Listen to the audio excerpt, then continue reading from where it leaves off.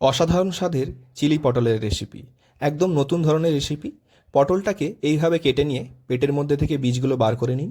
তার সঙ্গে ক্যাপসিকাম, পেঁয়াজ, টমেটো, শুকনো লঙ্কা, কাঁচা লঙ্কা আর রসুন কুচি।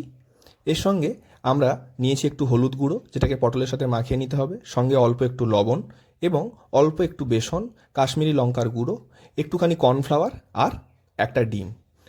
এবারে একটা কড়াইতে সর্ষের তেল নিয়ে নিন। তেলটা ততক্ষণে গরম হোক, আমরা এদিকে পটলটা ভালো করে মাখিয়ে নেব। 2 থেকে 3 মিনিট ভালো করে মাখিয়ে নিলে দেখবেন পটলের গায়ে সমস্ত মশলাগুলো ভালোভাবে লেগে গেছে। এবারে আমরা পটলটাকে গরম তেলের মধ্যে দিয়ে দেবো ভাজার জন্য।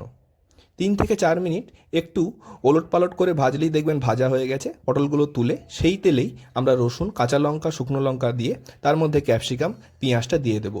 3-4 মিনিট ভালো করে কষিয়ে নিয়ে অল্প একটু লবণ দিয়ে এর মধ্যে আমরা টমেটোটা দিয়ে দেবো। হাই ফ্লেমে রান্নাটা করতে হবে। 3-4 মিনিট পরে এর মধ্যে আমরা soya sauce, tomato sauce, green chilli sauce তিনটেই দিয়ে দেবো। পরিমাণটা আপনারা মাপ মতো দেবেন।